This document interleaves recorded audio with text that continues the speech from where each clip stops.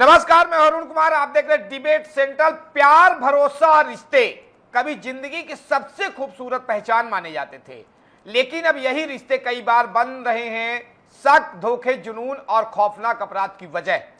कहीं प्रेमी ने प्रेमिका की हत्या कर दी, कहीं पत्नी ने प्रेमी संग मिलकर पति को रास्ते से हटा दिया, तो कहीं एक तरफा प्यार बन गया एसिड अटैक और मर्डर की वजह। सवाल बड़ा है, क्या रिश्तों में प्यार कम और पजेसिवेंस ज्यादा हो गई है? क्या सोशल मीडिया और इंटरनेट यानी इंस्टेंट रिलेशनशिप ने भावनाओं को कमजोर कर दिया है, या फिर गुस्सा, अहंकार और रिश्तों को हिंसा में बदल रही है? आज की हमारी सबसे बड़ी बहस होगी लव अफेयर और क्राइम, रिश्तों में बढ़ती हिंसा क्यों है। इन्हीं सवालों पर आज होगी सीधी बेबाकी से बातचीत। बड़ा सवाल है, क्या प्यार से भरोसा उठ गया है? रिश्तों में जहरीली सोच को लेकर आज हम बातचीत करेंगे। हमारे साथ बातचीत करने के लिए वेदभूषण शर्मा जी हैं, पूर्व एसीपी दिल्ली। सर, आपका बहुत बहुत स्वागत है। एडवोकेट रायपुर से हैं हमारे साथ आयुष गुहा जी। सर, आपका बहुत बहुत स्वागत है। और सोनाली गुहा जी है, साइबर एक्सपर्ट, आपका भी बहुत बहुत स्वागत है। एसीपी साहब, सबसे पहले मैं एक सीधा सवाल ये है, आज देश ये जानना चाहता है कि कानून का डर और ग्राउंड रियलिटी समझेगा। क्योंकि सर, पहले अपराध संपत्ति या रंजिश के लिए होते थे, लेकिन अब क्राइम ऑफ पैशन यानी कि आवेग में हत्या के मामले बढ़ रहे हैं। क्या पुलिस को लगता है कि अपराधी अब कानून के खौफ से ज्यादा अपने गुस्से के गुलाम हो गए हैं? अरुण जी, कहते हैं ना, all is fair in love and वार। प्यार और जंग में सब जायज होता है।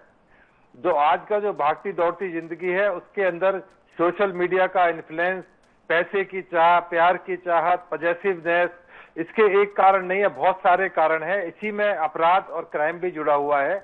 जब लड़का और लड़की में प्यार अथाह होता है तो उम्मीद होती है कि दोनों एक दूसरे के प्रति समर्पित रहेंगे, परंतु जिस तरह से सामाजिक स्थिति है, सामाजिक ताना बाना है, उसमें कहीं ना कहीं कुछ चेंज आता है, बदलाव आता है। और वो बदलाव की स्थिति ना अब लड़कों के अंदर है, ना लड़कियों के अंदर वो मादा है कि वो अपने प्रेमी या जिसको प्यार करते हैं उसकी वो एक तरह से उसको किसी भी तरह से कर सकें। तो इसलिए मजबूरी के अंदर इस तरह की चीजें समाज के अंदर और इस तरह की चीजें आ रही हैं, जिसका नुकसान तमाम सोशल मीडिया के थ्रू हो रहा है। आपने देखा कि अभी अभी राजा रघुवंशी की डेथ किस तरह से सोनम रघुवंशी ने की, हालांकि उनको बेल मिल गई। अब बेल भी चर्चा का विषय है। और आपने देखा नीले रंग का ड्रम को लेकर पूरे हिंदुस्तान में चर्चा थी कि एक भय का माहौल था कि नीला ड्रम कौन कौन खरीद रहा है, क्या उसका अंजाम होगा।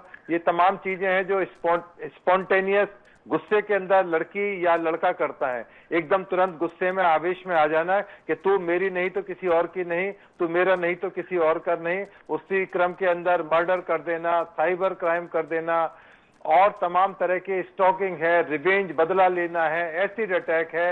इस तरह के चीजें समाज के अंदर होती हैं। और तुरंत दान महाकल्याण, अभी गुस्सा आया, लड़की को लड़के को सीधा उठाकर उसका मर्डर कर दिया या उसका अटैक कर दिया उसके ऊपर। तो ये चीजें समाज के अंदर बहुत ज्यादा प्रेवलेंट होती जा रही, बढ़ती जा रही है। हालांकि कानून में इसकी व्यवस्था है, भारतीय न्याय संहिता जो नया कानून है उसके अंदर ये व्यवस्था की गई है, परंतु व्यवस्थाएं वो खोखला बनकर साबित हुई है और इस तरह की कोई भी चीज कारगर नहीं हो पा रही जितनी कारगर होनी चाहिए थी। तो उम्मीद है कि आने वाले समय में जो सोशल मीडिया का जो प्रभाव है उसमें कुछ अच्छी बातें भी समाज के अंदर सिखाई जाए, बताई जाए कि कैसे सम्मान किया जाता है। यदि रिश्ता टूट रहा है तो इसका मतलब नहीं कि आप एक दूसरे का इज्जत सम्मान करना बंद कर दो। आपको गुस्सा है, आप अलग हो जाओ, डाइवोर्स ले लें, लड़ाई कर लें, ब्रेकअप हो जाए, तो अपनी नई जिंदगी नई तरीके से शुरू करो। मर्डर का कारण यही होता है कि लड़का या लड़की सोचती है कि अब इसका मर्डर करके इसको रात से निकाल के, अपना कांटा निकाल के नई जिंदगी की शुरुआत करनी है, परंतु कई बार नई जिंदगी की शुरुआत जेल की सलाखों के पीछे होती है। तो समाज के अंदर जिस तरह से ये एक गुस्सा है, जिसको कहते हैं ग्रेव एंड सडन प्रोवोकेशन में जो मर्डर होते हैं या अपराध किए जाते हैं, ये उसी श्रेणी के अंदर आते हैं। उसमें उसी क्रम के अंदर देखा होगा, हरियाणा के अंदर ऑनर किलिंग होती है कि लड़की ने हमारी बेइज्जती कर दी, दूसरी बिरादरी में जाके प्यार कर लिया, शादी कर ली। हिंदू मुस्लिम में लव जिहाद का आपने मामले देखे होंगे। तो इस तरह समाज के अंदर जो तमाम चीजें आ रही हैं वो कहीं ना कहीं बहुत चिंता की विषय है। सभी लोग इसके बारे में सोचते हैं कि वायलेंस, जहां एक तरफ इतना प्यार है, उसमें वायलेंस, गाली, मारपीट, एक दूसरे का सम्मान ना करना, इज्जत ना करना, तो ये तमाम चीजें एक बहुत बड़ा मुद्दा बनी हुई हैं। और तमाम जो आप देखते होंगे, एफएम पर देखते होंगे, लव गुरु हैं, वो अपना भाषण दे रहे हैं कि लड़की को कैसे प्यार करना चाहिए, लड़के को कैसे प्यार निभाना चाहिए। तो ये तमाम चीजें, सोशल मीडिया का एक बहुत बड़ा इम्पैक्ट आज हमारी लाइफ पर है, खासतौर से जो यंगस्टर्स हैं उनके ऊपर है। जी जी बात करते हैं हम आयुष जी से। आयुष जी, हम आज सजा का प्रावधान और कानूनी खामियों पर आपसे चर्चा करेंगे। एसिड अटैक और मर्डर जैसे जघन्य मामलों में भी ट्रायल सालों तक चलता है। क्या न्याय में देरी भी अपराधियों के हौसले बुलंद कर रही है कि देखा जाए, क्या आपके हिसाब से लगता है? क्या बेसिकली ये केवल नहीं बोला जा सकता कि न्याय में समय मिल रहा है इसलिए अपराधियों के जो बुलंद के हौसले है, इसके समय मिल रहा है, तो ये एक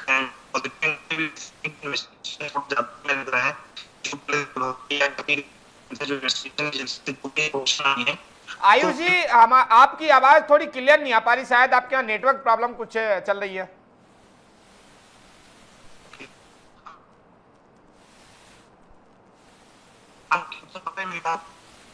जी जी, आपकी आवाज बहुत कट रही है आयुष जी।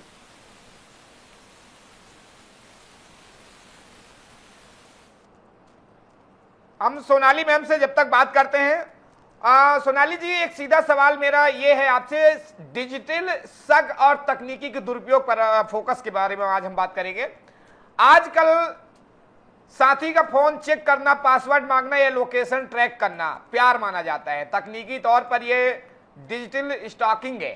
क्या यही डिजिटल दखलंदाजी रिश्तों में हिंसा की पहली सीढ़ी बन रही है? जी देखिए, बिल्कुल आज के डेट में जितने भी लोग हैं जो कहीं ना कहीं ये दिखाना चाहते हैं कि हम अपने रिश्तों में ईमानदार हैं, और वो कहीं ना कहीं पासवर्ड जरूर साझा करते हैं, लेकिन कुछ ना कुछ चीजें फिर भी वहां लुकी छुपी रह जाती है। और जब लोग एक प्रॉपर रिलेशन में आ जाते हैं, उसके बाद फिर हर किसी नए व्यक्ति का आया हुआ मैसेज लोगों को ऐसा प्रतीत होता है कि भाई ये तो कहीं ना कहीं कुछ गड़बड़ है, इससे बात मत करो, उससे बात मत करो।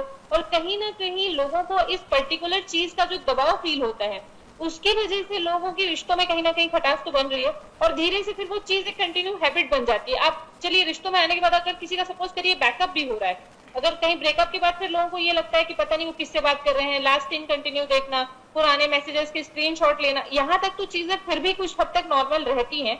ये ऑब्सेशन जब कहीं ना कहीं क्राइम की तरफ बढ़ता है, तब चीजें और खतरनाक हो जाती हैं कि आपकी पुरानी फोटो वीडियोस एडिट किया, कहीं ना कहीं उसके थ्रू ब्लैकमेलिंग, मॉर्फिंग के थ्रू कहीं ना कहीं कुछ, उसके बाद एआई वीडियोस के थ्रू डार्क वेब जैसी जगह पे भी चीजों को अपलोड किया जाना, और कहीं ना कहीं उन चीजों के थ्रू फेक आईडीज बनाना, उस पर कंटेंट अपलोड करके वायरल करना, धमकाना, ऐसी चीजें कहीं ना कहीं रिश्तों को तो बुरे जगह पे लेके जा ही रही हैं। अपार्ट फ्रॉम दिस, इंसानियत को भी कहीं ना कहीं शर्मसार कर रही हैं ये चीजें।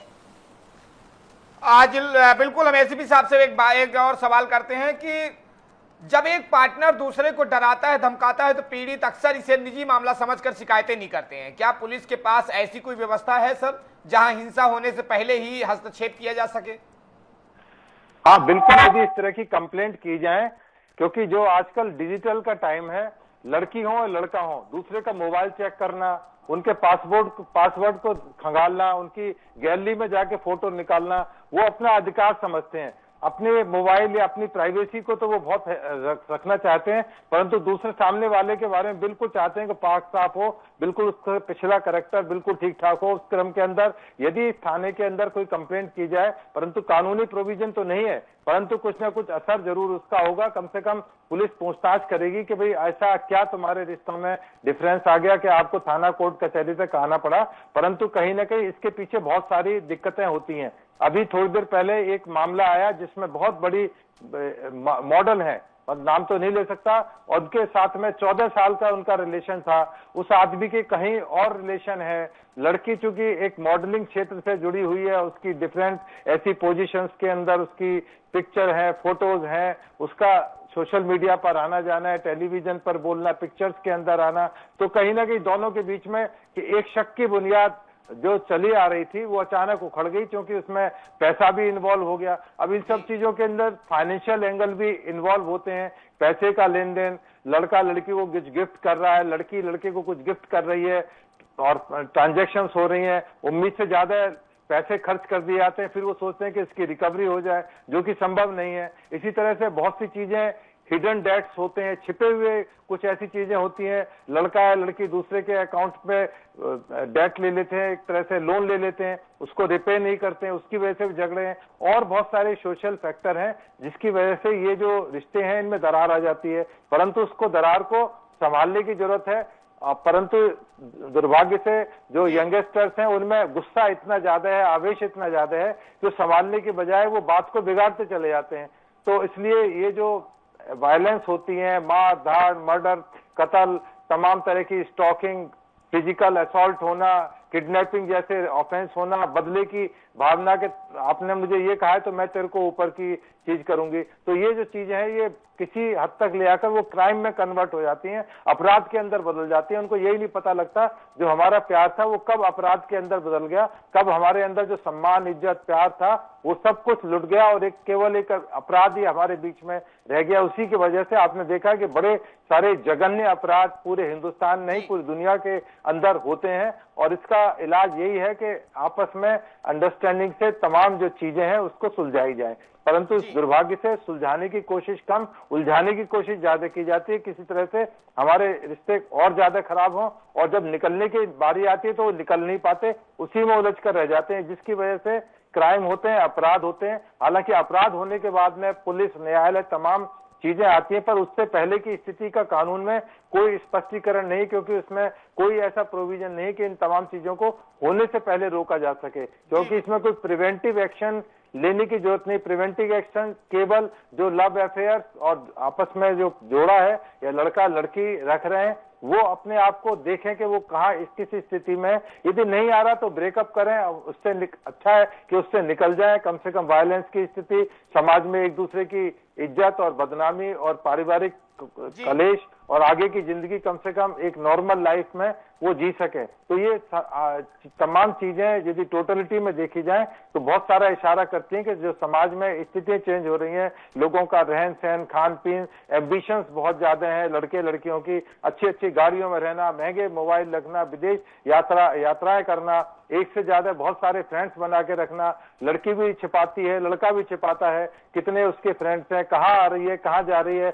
अपनी पिछली लाइफ के बारे में वो आपस में कुछ शेयर नहीं करना चाहते, छिपाना चाहते हैं हर चीज को। तो इसकी वजह से ये चीजें और ज्यादा जटिल रूप ले लेती हैं, और उसका लास्ट में जो हर्जाना होता है, दोनों में एक पक्ष को भुगतना पड़ता है, जिसमें अपराध होते हैं, उसमें मर्डर से लेके होमिसाइड तक तमाम तरह के अपराध होते हैं। जी बिल्कुल, इसी से जुड़ा हम आयुष जी से सवाल ले लेते हैं, क्योंकि जाने माने एडवोकेट हैं। आयुष जी, लिव इन रिलेशनशिप और शादी की बात के अफेयर्स को लेकर कानून तो स्पष्ट है, लेकिन क्या हमारे कानून इमोशनल एब्यूज को अपराध की श्रेणी में उतनी कड़ाई से रखते हैं कि हिंसा तक नौबत ही ना आए? आयुष जी, हमारी आवाज आ रही है आपको?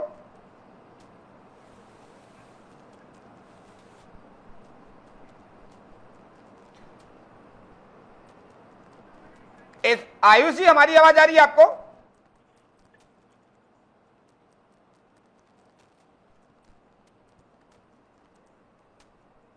सोनाली गुहा जी साइबर एक्सपर्ट तो ही है, एक अच्छी अधिवक्ता भी हैं, इनसे भी सवाल ले लेता हूं। सोनाली जी, एक सीधा हमारा जो सवाल अभी आयुष जी से किया वही सेम सवाल आपसे भी है कि कानून इमोशनल एब्यूज यानी अपराध की श्रेणी उतनी कड़ाई से रखते हैं कि हिंसा तक नौबत ही ना आए?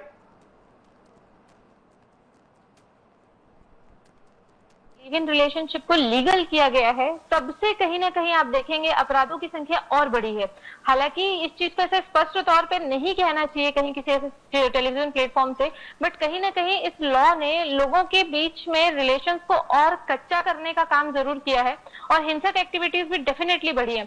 अगर मामला देखिए कहीं अगर डाइवोर्स का लगा हुआ है, तो जब तक अगर दो पति पत्नी बिल्कुल सेपरेट नहीं हो जाते थे, पहले इस चीज को अपराध माना जाता था कि आप किसी के साथ नहीं रह सकते।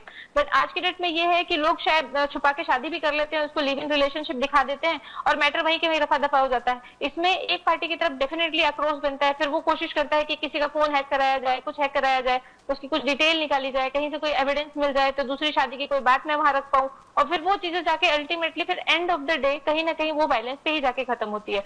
आप देखेंगे लोग इसके लिए भी मेंटली इतने ऑब्सेस्ड होते हैं कि कोई रिलेशन अगर टूट रहा है और किसी एक व्यक्ति के थ्रू तोड़ा जा रहा है और दूसरा चाह रहा है कि मैं कहीं ना कहीं अभी भी कोशिश कर लूं बचाने की, तो उसमें भी कहीं ना कहीं वो सोशल मीडिया के थ्रू या कोई ना कोई ऐसी इलीगल एक्टिविटी जरूर शामिल करते हैं, कोशिश करते हैं। आप देखेंगे उसमें बच्चों के नाम से ट्रैकिंग की एप्लीकेशंस ऑनलाइन अवेलेबल हैं, जिससे आप आपस में एक दूसरे की चैट्स देख सकते हैं, लोकेशंस देख सकते हैं, या कहाँ आप आए गए, किधर आपने कितना पेमेंट किया है। अल्टीमेटली एक तरीके से आपके फोन की पूरी मिरर इमेज, या मैं अगर इसको अपनी लैंग्वेज में समझाना चाहूँ तो इसको कहा जाता है रिमोट एक्सेस ट्रोजन, एक तरीके का मोबाइल हैकिंग सॉफ्टवेयर, जिसके पीछे लोग इस हद तक पागल हैं कि कई ऐसे फ्रॉड जगह पर पेमेंट करते हैं, कई जगह से बेवकूफ बनने के बाद कोई ना कोई अगर छोटी मोटी एप्लीकेशन हाथ आती है तो वो अपने पार्टनर के फोन में इंस्टॉल करने की पूरी कोशिश की जाती है, और उसके थ्रू फिर अगर वहां से नहीं कुछ समझ में आता तो फोटोज वीडियोज जो मिलता है वो उठाते हैं, और उसके बाद वो जो सिलसिला शुरू होता है ब्लैकमेलिंग का, धमकाने का, वायरल करने का, वो कंटिन्यू ही रहता है।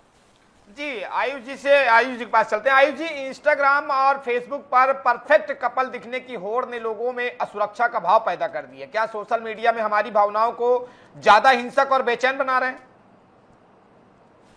आज की डेट में मैक्सिमम लोग जो होते हैं रियल लाइफ से ज्यादा रील लाइफ पे ज्यादा भरोसा कर रहे हैं। इस वजह से एक हद तक बोल सकते हैं कि अपराध काफी ज्यादा बढ़ रहा है। लोग हर छोटे से छोटी चीज में रिलेशन और बाकी चीजें देखने की जगह ज्यादातर चीजों पे परफेक्शन ढूंढना शुरू कर दिए हैं, और लॉ इसी चीज पे बोलता है कि आप हर समय पे हर चीज पे आप परफेक्शन नहीं देख सकते। लॉ कंपैटिबिलिटी और बाकी चीजों के बारे में बात करता है, और इस मामले में कानून का भी अगर बोला जाए तो बहुत स्पष्ट है। काफी सारे लोगों को अगर आप देखेंगे तो जो आज की डेट में डिवोर्स फाइल होते हैं, फैमिली कोर्ट्स में आते हैं, मैटर्स आते हैं, उनमें एक बड़ा कारण ये भी है कि वो बोलते हैं कि जो उनकी वाइफ है वो रील बनाती है या वो इंस्टाग्राम पर ज्यादा एक्टिव है, काफी लोगों से वो चैट करती है। तो ये जो एक बेसिक बहुत बड़ा समस्या हो चुका है कि रोज लोग जो है रियल लाइफ को छोड़ के रील लाइफ में जीना ज्यादा पसंद कर रहे हैं। ये एक सबसे बड़ा इश्यू हो गया, और इसी के कारण हम लोग बोल सकते हैं कहीं ना कहीं अपराध भी बढ़ रहा है। जैसे अगर आप आमतौर पर देखेंगे कि लोगों का चिड़चिड़ा होना एक कॉमन प्रॉब्लम हो गई है कि लोग ज्यादा रील्स देख रहे हैं या अलग अलग तरह के मोबाइल डिवाइसेस में ज्यादा कनेक्टेड रहते हैं, तो एक तरीके का चिड़चिड़ापन आना शुरू हो गया है, जो बाद में बोलना चाहिए आपराधिक मानसिकता को बढ़ाता है कि इसने मुझे ऐसा बोला, प्रोवोकेशन जिसको हम लोग बोलते हैं कि किसी ने किसी को भड़काया है या किसी की चीज के लिए प्रोवोक किया। आप इंस्टाग्राम पे देखेंगे थोड़े समय में आपके पास वैसी ही रील आना शुरू हो जाती है। कंटेंट जो होता है नेगेटिव कंटेंट या जो बोल सकते हैं इस तरह का जो डिमोरलाइज करने वाला कंटेंट होता है वो आना विजिबल शुरू हो जाता है, जो कहीं ना कहीं इंसान को एक अपराध की तरफ धकेलना शुरू कर देता है। तो इसमें भी एक जितने भी इंटरमीडिएट हैं उनको ये सोचने की अब जरूरत है कि वो इस तरह के फिल्टर लगाएं कि लोगों को आपराधिक मानसिकता और इस तरह की जितनी भी चीजें हैं इनसे दूर रहें। बिल्कुल वेदभूषण जी, एक सवाल मेरा आपसे कि ऐसे अपराधों में अक्सर अपराधी आम नागरिक होते हैं, पेशेवर मुजरिम कोई भी नहीं होता है। क्या इनकी मानसिकता को पकड़ पाना पुलिस के लिए ज्यादा बड़ी चुनौती साबित हो रही है? चुनौती नहीं, ये पकड़ना ही नामुमकिन है, क्योंकि इस तरह की जो चीजें होती हैं वे स्पॉन्टेनियस होती हैं, और ये कोल्ड ब्लडेड मर्डर या अटेम्प्ट इस तरह के जो होते हैं वो प्रीडिटेटेड होते हैं, क्योंकि उसमें तमाम तरह की तैयारियां सोच समझ कर की जाती हैं। चाकू इकट्ठा करना, रिवॉल्वर लाना या एसिड इकट्ठा करना, तमाम तरह की तैयारी करना, उसके लिए पूरी बैकग्राउंड तैयार करना, कब कहाँ कैसे किया जाएगा। जैसे मैंने आपको बताया कि सोनम रघुवंशी का, राजा रघुवंशी का आपको मामला बताया, इस तरह के सैकड़ों लाखों मामले हैं जो तमाम सोशल मीडिया पर उपलब्ध हैं। तो इसके अंदर इसको ना तो कोई पुलिस चेक कर सकती है, ये केवल सेल्फ डिटर्मिनेशन का मतलब है।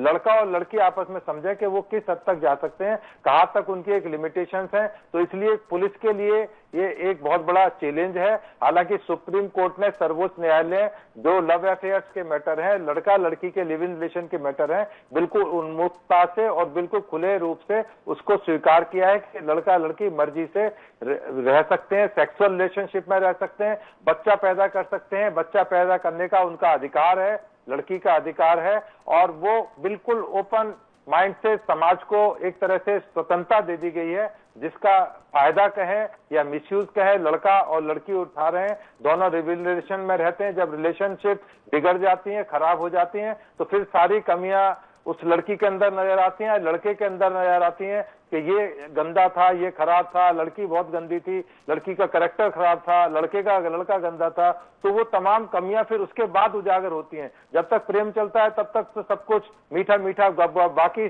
थू थू, तो जब फिर तमाम जब चीजें आती हैं तो फिर आपस में एक दूसरे की कमी निकालना, तमाम जो एंगल्स हैं उनको खंगालने की प्रक्रिया होती है, जो कि बाद में बहुत दुखदायी साबित होती है और उसका अंत बड़ा खराब होता है।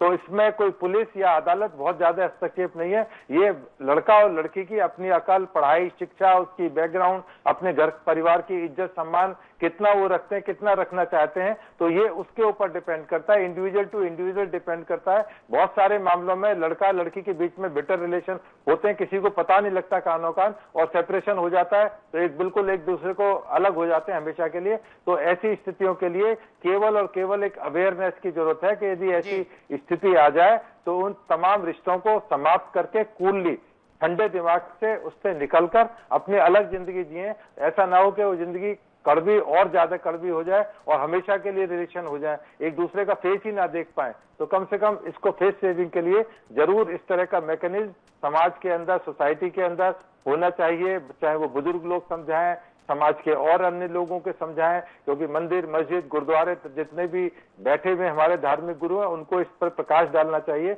उनको शिक्षा देनी चाहिए कि किस तरह से वो अपनी जिंदगी और अपने पार्टनर की जिंदगी को सुरक्षित कर सकते हैं। और तमाम चीजें उसके लिए सोशल मीडिया के अंदर मौजूद हैं, तमाम बहुत सारे डॉक्टर्स आजकल इस चीज के अंदर, साइकोलॉजिस्ट हैं, वो सलाह देते हैं, मशवरा करते हैं। मैट्रिमोनियल रिलेशंस के ऊपर बहुत सारी एजेंसीज काम कर रही हैं, एनजीओ काम कर रही हैं, वो उनकी सलाह ले सकते हैं, क्योंकि जब प्यार में केवल वन साइडेड आदमी देखता है तो दूसरा पक्ष नहीं देख पाता, परंतु जब दूसरा थर्ड पर्सन उसमें इन्वॉल्व होता है तो सही या गलत का सही निर्णय दोनों पक्षों को बता सकता है कि what is correct and what is wrong. जी मैं सीधे आयुष जी से एक सवाल लेता हूं। आयुष जी, अक्सर देखा गया है कि आपसी रंजिश में कानूनी प्रावधानों का गलत इस्तेमाल भी होता है। एक वकील के तौर पर क्या आप मानते हैं कि असली पीड़ितों को सुरक्षा कैसे मिले और कानून का दुरुपयोग कैसे रुके? बेसिकली जब तक कि लॉ सिस्टम थोड़ा और मजबूत नहीं हो जाता या पार्लियामेंट को चाहे तो लॉ नहीं बना देता जिसमें इक्वल पेनल्टीज वाली चीजें हो जाए कि अगर कोई फेक केस फाइल करता है तो उसमें भी पेनल्टी होगी। जैसे कि एक फैमिली कोर्ट में जनरली लोग फेक एफिडेविट फाइल करते थे, तो उसमें नेहा वर्सेस रजनीश का एक बहुत अच्छा एग्जांपल सुप्रीम कोर्ट ने दिया था, जिसमें 3 साल की लगभग जेल का प्रोविजन किया गया अगर कोई फेक एफिडेविट फाइल करता है, चाहे वो महिला करे या पुरुष करे, कोई भी। तो इस तरह के जो स्ट्रॉन्ग जो एफर्ट्स हैं वो लेना बहुत मैंडेटरी है, ताकि जो भी गवर्नमेंट है या बोलना चाहिए लोगों को जितने फेक केसेस हो सकते हैं उसमें एक रिलीफ मिल सके। मैक्सिमम जगहों पे अगर आप देखेंगे कि जो मानहानि के होते हैं, जो जनरली होता है 356 या 357 के जो मामले होते हैं, 90% जगहों पे देखा गया है कि या तो वो किसी से बदला लेने की भावना से होते हैं या फिर जानबूझ के फंसाया जाता है। रेप के केसेस में भी इसी तरह की चीजें होती है, काफी सारे जो होते हैं फेक केसेस रजिस्टर हो रहे हैं। तो ये एक बहुत बड़ा मुद्दा है आज की डेट में, जिसके लिए अब गवर्नमेंट को वर्क करने की जरूरत है। साथ ही साथ में जुडिशरी को भी इसमें सोचने का एक समय आ चुका है, एक अलार्मिंग सिचुएशन हमारे लिए, कि हमें उसमें सोचने की जरूरत है कि आगे जाके किस तरह की डायरेक्शन में हम आने वाले जनरेशन को भेज रहे हैं। तो लॉ सिस्टम अगर ज्यादा और मजबूत होता है, हालांकि अभी भी मजबूत है, बट अगर इसको और स्ट्रॉन्ग करना है तो बोलना चाहिए डबल एंडेड जो हम लोगों को लॉ है वो लाने की जरूरत है। जी सोनाली जी, अक्सर धोखे के सबूत जुटाने के लिए लोग स्पाई एप्स का इस्तेमाल करते हैं। क्या ये निजता का उल्लंघन अपराध को उकसाने का काम कर रहा है? इसे रोकने के लिए क्या किया जा सकता है? देखिए, बिल्कुल अपने इंडिया में तो इस तरीके के एप्लीकेशन कंप्लीटली इलीगल हैं, बट फिर भी ये धड़ल्ले से कहीं ना कहीं आपको मिल ही जाते हैं।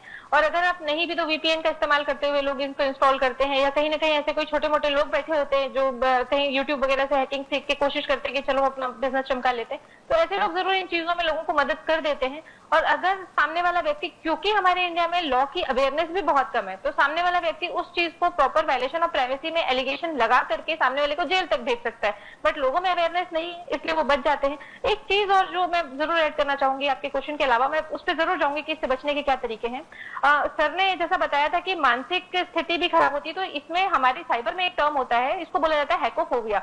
अगर किसी का बहुत लंबे समय के बाद या कोई ब्रूटल ब्रेकअप ऐसा रहा है तो हैकोफोबिया के लोग शिकार हो जाते हैं। उसमें उनको ये लगता है कि कोई मेरे को देख रहा है, कोई मुझे मॉनिटर कर रहा है, मेरी चैट पढ़ रहा है, और इस एक मनस्थिति में ना वो डिजिटल डिवाइस को ना तो पूरे तरीके से छोड़ पाते हैं, ना तो उससे कहीं बाहर आ पाते हैं। तो हमारे छत्तीसगढ़ में अभी हाल ही में एक इस टाइप की घटना जरूर हुई, एक बच्चे ने सुसाइड कमिट किया है इस चक्कर में।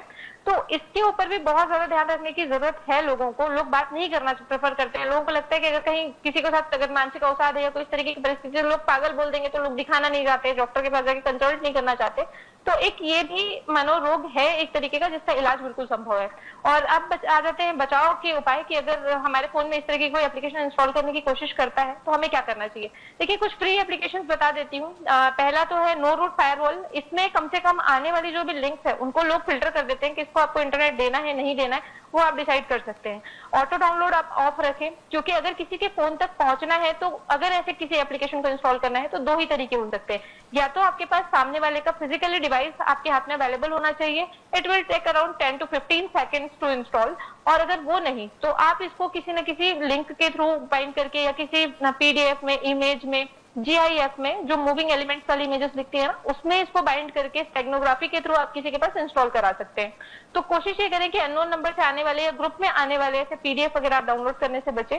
और अपार्ट फ्रॉम दिस एक पेड एंटीवायरस जरूर से रखें। देखिए बहुत ज्यादा बेनिफिट तो नहीं होता, लेकिन पेड एंटीवायरस आपको ये जरूर बता देते हैं कि भाई ये जो एप्लीकेशन है या जो भी आप पर्टिकुलर लिंक पे क्लिक करना चाह रहे हो ये मैलिशियस हो सकती है। और समय समय पे कम से कम 3-3 महीने में अपना फोन कंटिन्यू फॉर्मेट करते रहें। डेटा का बैकअप 2 जगह पे एक्स्ट्रा बना के रखें। और ऑटो डाउनलोड तो मैं ये बोलूंगी हर जगह ऑफ रखें, हर सिचुएशन में।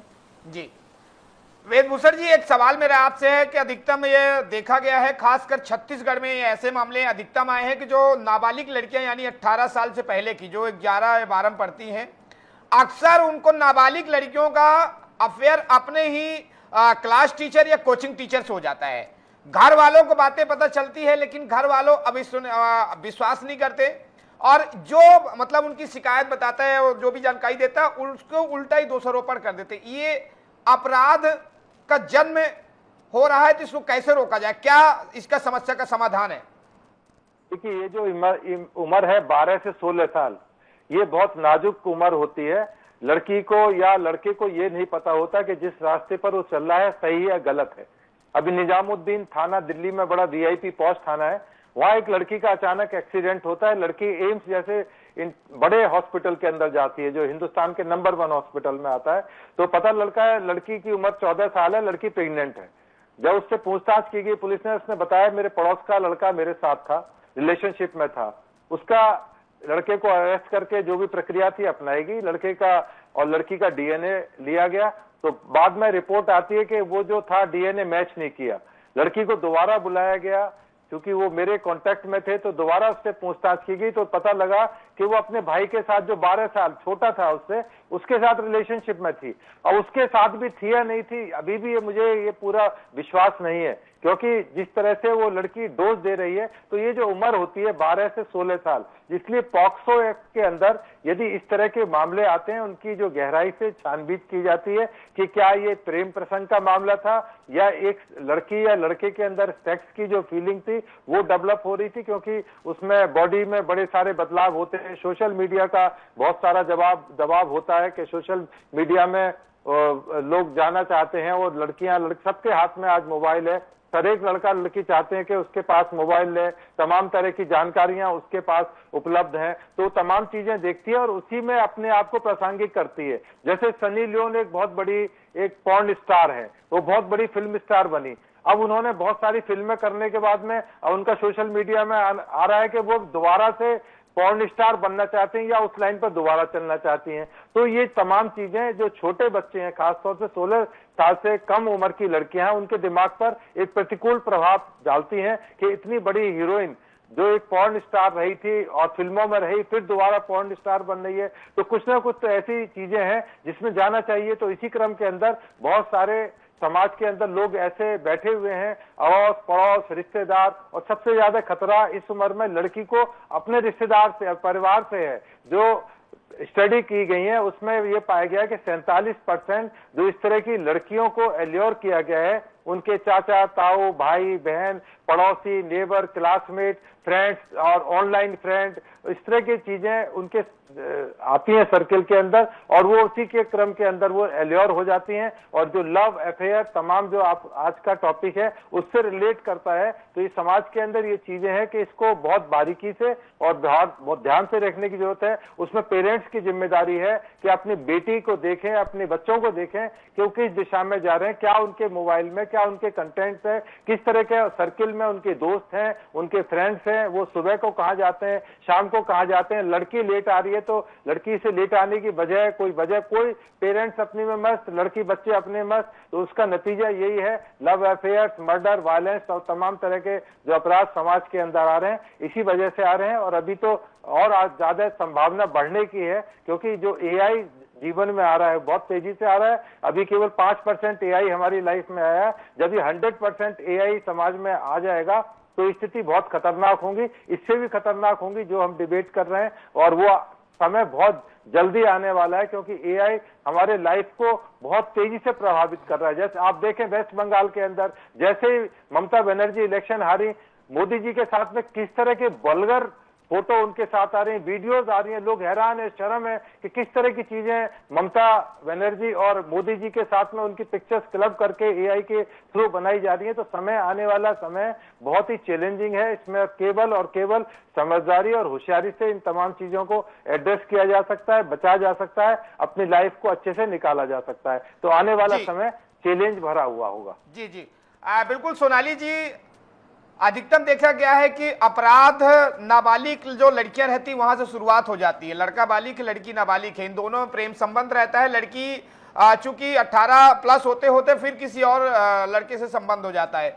अपराध का जड़ यहाँ से शुरू होता है, फिर वही पुरानी स्क्रीनशॉट, चैटिंग। इसको कैसे रोका जा सकता है, क्या आपकी सलाह है आज के युवाओं को? देखिए, पहली चीज तो यहाँ पे थोड़ा सा अपन ना मॉरलिटी के ऊपर बात करेंगे तो ज्यादा बेहतर रहेगा।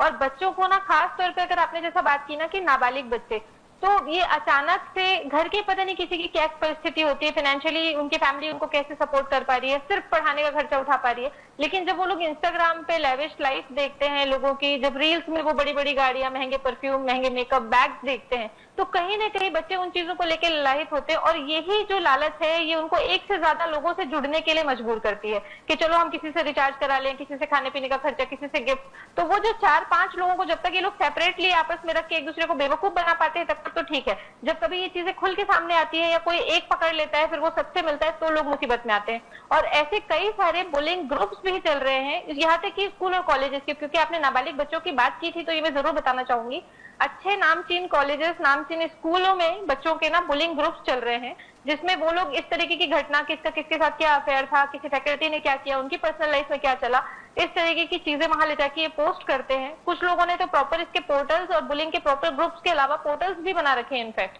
कहीं कहीं होस्ट करके, और वीपीएन के थ्रू बच्चे लॉग इन करके वहां पे लोगों की गॉसिप कर रहे हैं, बुरे बुरे कमेंट्स कर रहे हैं। तो ये ना मानसिकता में सुधार लाने की बहुत आवश्यकता है, और इसको लिमिट कर सकते हैं पेरेंट्स, स्कूल और कैंपस वाले लोग। रीजन कि अगर आपका बच्चा कहीं ना कहीं अगर कैंपस में है तो इंटरनेट से कनेक्टेड होगा, तो आप वहां पर जाके रिस्ट्रिक्ट कर सकते हो कि किस तरीके के कीवर्ड्स इंटरनेट पे सर्च किए जा सकते हैं या किस तरीके की वेबसाइट्स इंटरनेट पे खोली जा सकती है।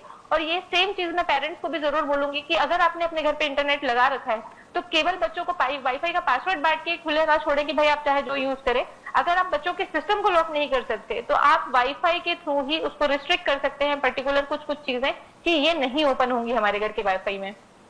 जी बिल्कुल आयुष जी, लड़के चाहे नाबालिग हो या बालिग हो, लेकिन यहाँ पे अपराध का जड़ अगर देखा जाए, शुरुआत अधिकतम जहां तक देखा गया है कि करंट अफेयर, यानी कि एक तो चल रहा, दूसरा जीवन में प्रवेश कर जाता है। इस दरमियान अपराध यानी कि विवाद का जड़ शुरू होता है और फिर फेक केस भी दर्ज किया जाता है। इससे कैसे बचा जा सकता है?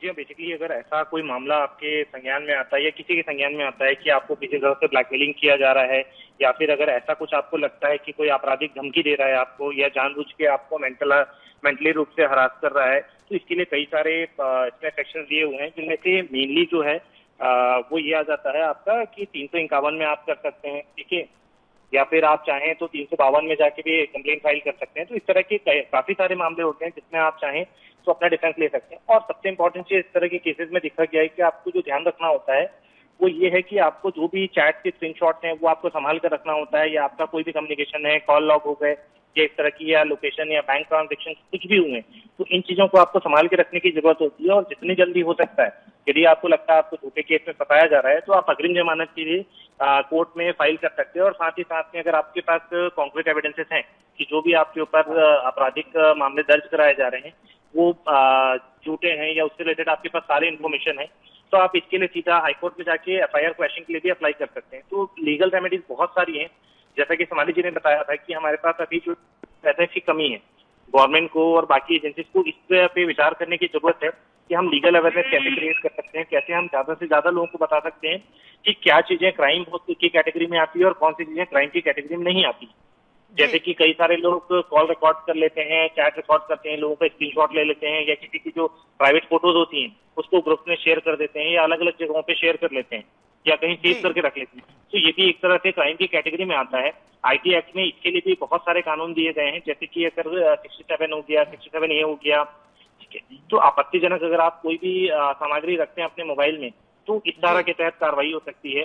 साथ ही साथ में 72 है, अगर आपको लग रहा है कोई कॉन्फिडेंशियल इन्फॉर्मेशन भी आपका वो इन्फॉर्मेशन कोई बाईपास कर रहा है, जैसे कि सोनाली जी ने अभी बताया कि स्पाई ऐप और बाकी चीजों के बारे में बताया, तो उनके लिए भी अलग अलग कानून में प्रोविजन दिए हुए हैं, जिनका अगर लोगों को अगर अवेयरनेस हो तो इस्तेमाल कर सकते हैं।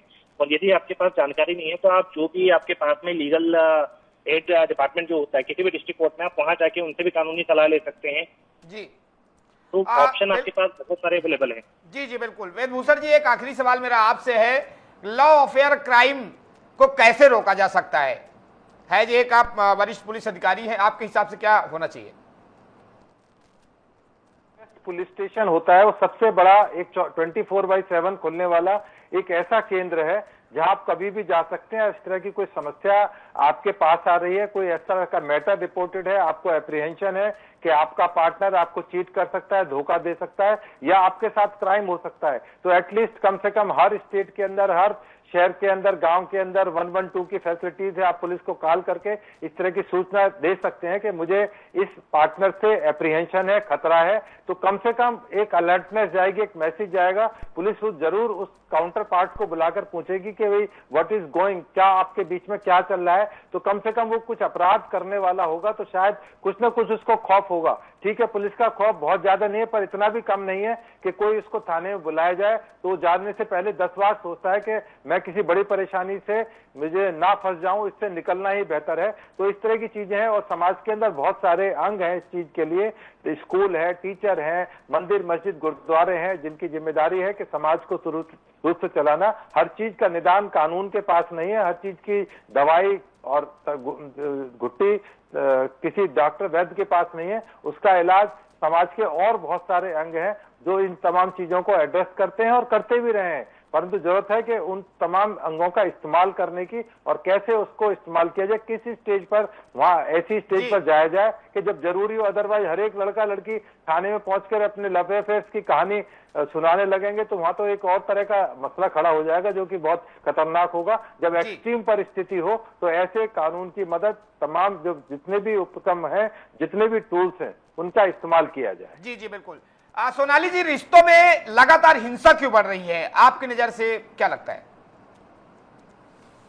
देखिए, पहली चीज तो पहले जमाने में ऐसा होता था कि लोगों के पास कोई एविडेंस निकालने का तरीका नहीं होता था, लेकिन आज के डेट में लोगों को क्लियर कट एविडेंस मिल जाते हैं। अगर आप किसी के साथ रिलेशन में हैं, आपने किसी दूसरे से थोड़ी हंस बोल के बात भी कर ली, तो लोग उसके भी स्क्रीनशॉट लगाते हैं, वो भी चीजें एज एविडेंस कंसिडर करते हैं। मैंने बताया कि कॉल रिकॉर्डिंग्स करके रखते हैं। आयुष भाई ने जैसे कि अभी सजेस्ट किया था कि भाई लोग, हालांकि इलीगल है बिना किसी को बताए उसकी बातचीत रिकॉर्ड करना, लेकिन लोग फिर भी ये चीजें कलेक्ट करते हैं। अब क्योंकि उनके पास पुख्ता सबूत होते हैं, तो लोग आपस में बैठ के बात करने की जगह इस चीज पे उतर आते हैं कि भाई हम तेरे से बदला लेंगे। और जैसा कि हमारे सर ने बताया था एसीपी साहब ने कि भाई लोग इसके लिए फिर एसिड जुगाड़ते हैं, हथियार जुगाड़ते हैं, बट इससे भी खतरनाक ऑनलाइन किलिंग के तरीके ये चल रहे हैं कि लोग प्रोवोक करते हैं एक दूसरे को। प्रोवोकेशन में देखिए, आपको कोई क्लियर कट ऐसी चीजें नहीं होती। एक नार्सिसिस्ट व्यक्ति हो सकता है सामने वाले को धीरे धीरे किसी चीज को लेकर टॉर्चर करे, तेरी फोटोज मेरे पास है, उसको हर रोज भेजे, तेरे कॉन्टैक्ट में मैं जाके ये चीजें शेयर कर दूंगा, मैं यूट्यूब पे डाल देता हूँ, फेक अकाउंट बना के स्टोरीज लगा दी, या जैसे मैंने बताया था बुलिंग ग्रुप्स होते हैं, वहां पे आप बल्क में लोगों तक वो चीजें पहुंचाते हैं, और कहीं ना कहीं व्यक्ति मानसिक तनाव में आता है